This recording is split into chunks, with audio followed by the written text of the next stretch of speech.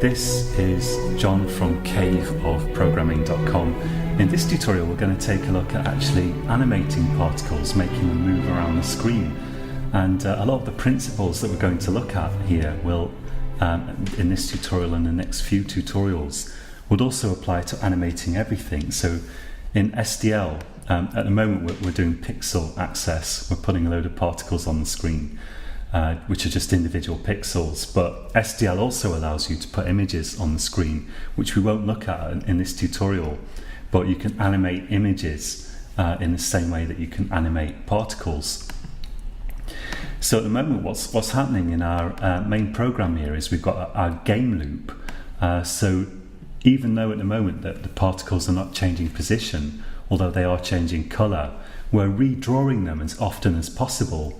And usually for a game or a simulation like this, you hope that your game loop will execute at least sort of 25 times a second. I would guess here we're getting more than that. I don't know how many, 30 or 40 redraws a second probably on my computer here. And I think I'm building a debug target as well, which will always run more slowly than the release target.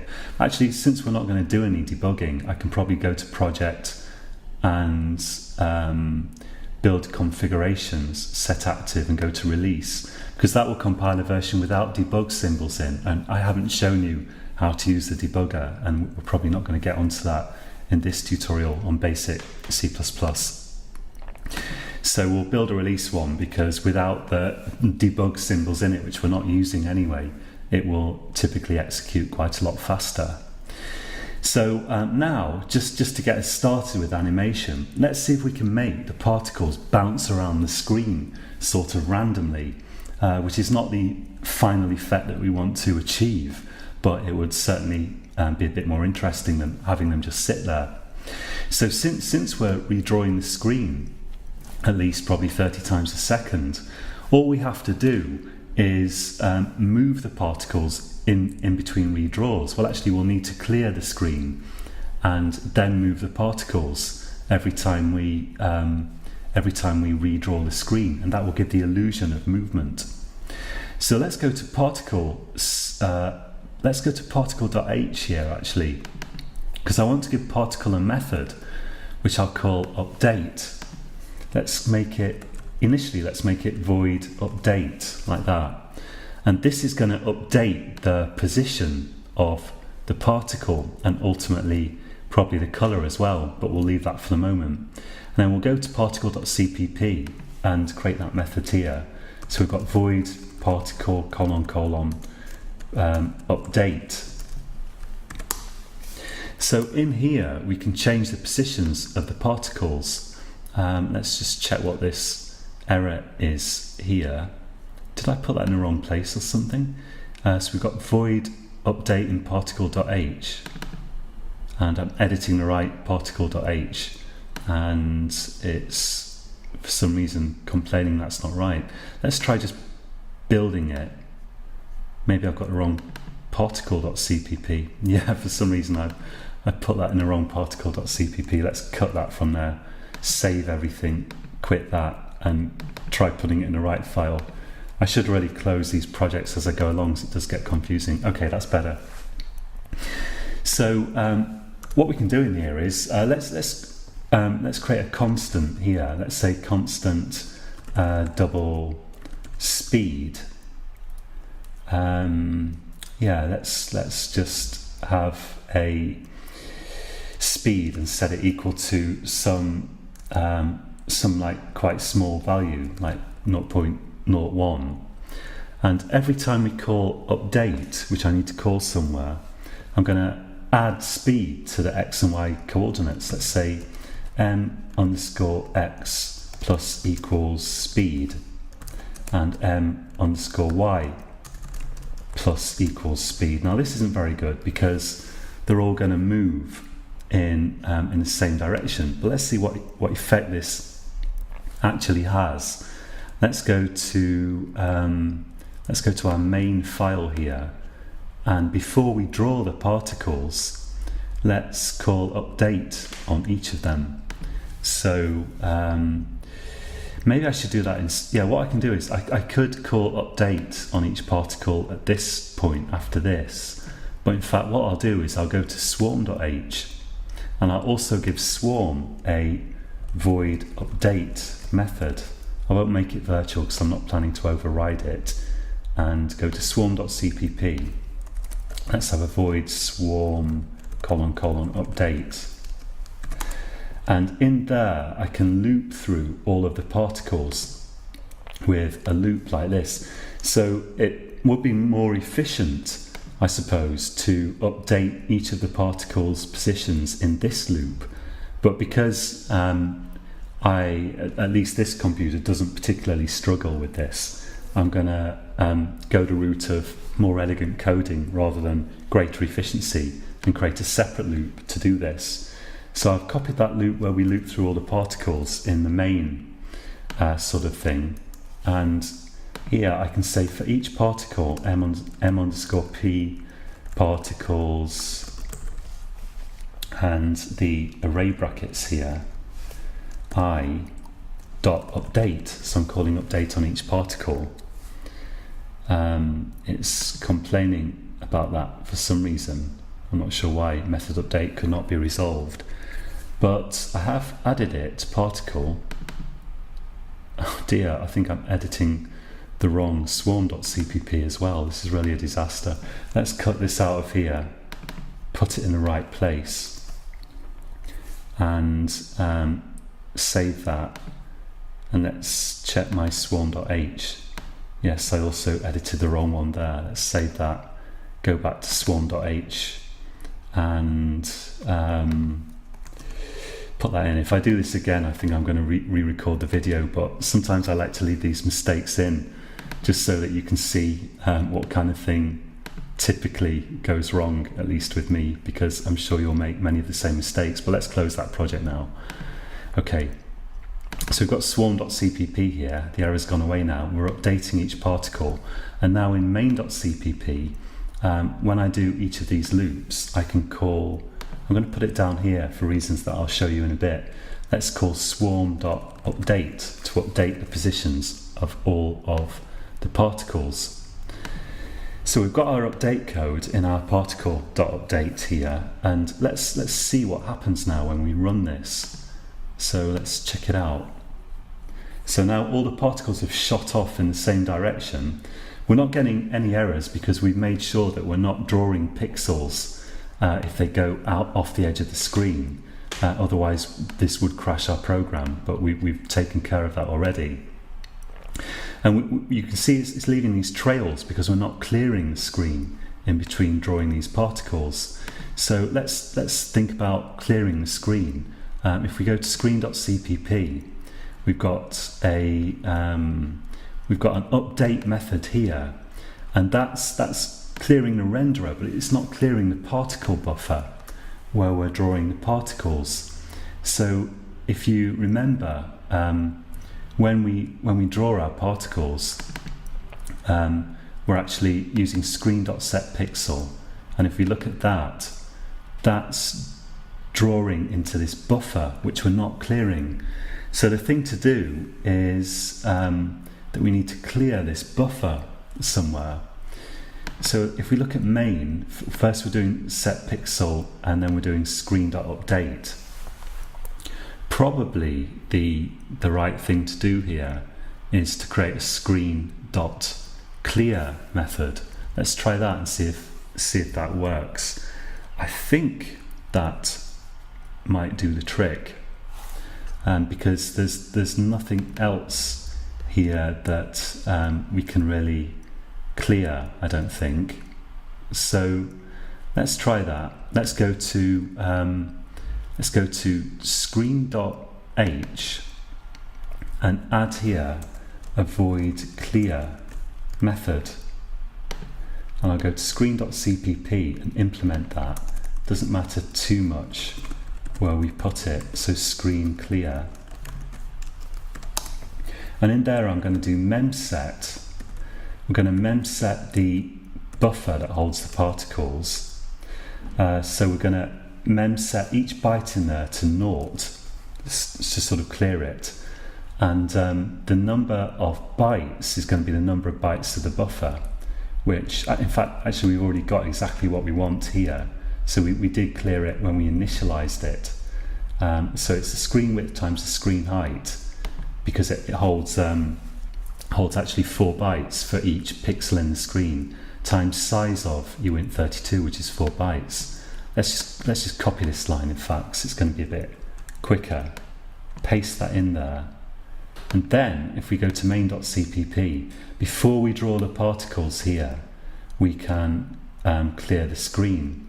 So we can say screen.clear somewhere up here. Now let's see what that does. So let's run this. And now we can see that we've cleared the screen and we've just got a massive load of particles that just all shuffle off to the lower right there. So the reason they're doing that is because if we go to particle.cpp now, we can see that we've got this speed and we're just adding that value to the x and y. So if you increase x, it will move the particle to the left. Let's just demonstrate that, for example. We run this and we see the particles moving, to the right. And if we increase y, it actually moves them down, because y increases from the top down to the bottom of the screen, which is how the screen is actually redrawn. Hopefully you can see that on your on this video. And if we do them both at the same time, then the effect is to move them diagonally down to the right and to the bottom. Well, that's not very good. What we'd really like is we'd like them sort of moving randomly around a bit. So what we could do is we could have let's say const double x speed, and we need to set this to some random value. Let's use rand divided by rand max to get a random number between 0 and 1. And this, remember, rand max is rand returns a random number from 0 up to rand max, and rand max is some big constant here. It's this, in fact, OX7 and a bunch of Fs in hexadecimal. And remember that these are 2 integers, so this would give us something not useful at all. Like, it would give us 0 probably, I suppose, usually. But if we multiply this by a double, if we multiply rand by a double, then we'll do double division instead of integer division, and we'll get some useful result. So let's try this. And we can do the same to create a y speed as well. So again, we'll get another random number from there, multiply it by a double. I meant to put these brackets just around the top bit here because we want to make sure that we're dividing a double by an integer, because as long as we do this bit of the calculation first, we've got a double, and then when we divide by this integer, we will still do double division. As long as either the numerator or the denominator are a double, you get floating point division, which is what we want. So now we can add x speed to x and y speed to y, and let's see how that looks. So we're still getting them. In fact, are they even moving at different speeds? I'm not completely sure. They should be, but they're still shuffling off to the bottom right, which is not really that interesting. So we should be getting different speeds here, though. What we can do is, what we really want is, you can see they're jiggling about as they move, but on average they end up moving with a sort of similar sort of average speed. To make them move in different directions, we want to make sure that x speed and y speed can be negative as well as positive. So rand divided by rand max, that's giving us a random number between 0 and 1. What we really want is a random number between -1 and +1.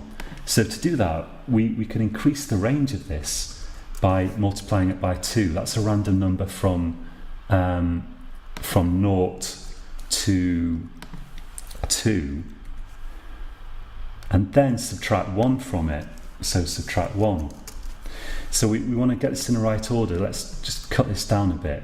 So we want to multiply 2 by rand 2.0, that's very important to turn this into a double.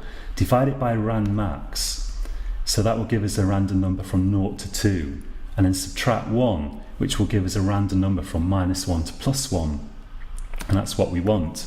And once we've got that, let's put more brackets around this, we can multiply it by some speed constant that can determine for us basically roughly how kind of fast that we want them to move. So let's paste this in for y as well, and we've got some sort of warning here. This is just this bad character sequence which plagues me, but I can see that there's a space underlined, so there's obviously some weird non-printing character instead of a space, so I've just deleted that and put a space in. Now let's run this again. So now we're seeing them jiggling around in quite random ways. Now they're behaving like flies. The average speed of them is 0, because we recalculate the average speed every time we draw the particle. What would make it more interesting is if we gave the particle its speed, its direction, when we initialize the particle, and if each particular particle then stuck to having the same speed and direction for its entire life. So what we can do is take these out here.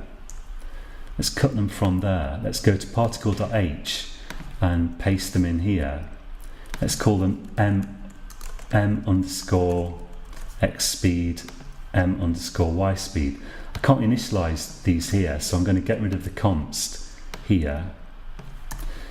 I'm going to copy this into the constructor of the particle. So get rid of the declaration from the constructor, like that, and get rid of the assignment from the header. So get rid of this bit which we can't put where we declare the variable. So I've declared the variables as the public variables, but it doesn't matter for the moment in the particle class. And in the implementation in the constructor, then I assign the speeds to random speeds, and then we can simply use them in this update method here. So now if I run this, we see something much more interesting. The particles are buzzing around, and they're gradually all going to move off the edge of the screen and get lost. Now this isn't the final movement algorithm that I want to show you, because it's a kind of a bit boring for our purposes here, but I wanted to show you some of the basic principles of animation. One last thing that I want to show you is we can make sure in this update method that the particles don't move off the edge. So let's say here if m underscore x is less than 0, or if m underscore x is greater than screen width, really we should say is greater than or equal to screen width, then we'll make the x speed equal to the negative of itself, so that we reverse the direction in the x direction of the particle. So if the that should actually be 1, because we've said that the particle is bouncing around in a box that goes from, and this should be -1, come to think of it. Yeah, so we're making the particle bounce around in a box from -1 to +1. So if it exceeds those bounds, then we're going to change the speed. We're going to reverse the speed. So we reverse the x direction by taking the negative of itself. And we don't have to worry too much about whether it could go off the edge of the screen, because if the particle's already off the edge and we change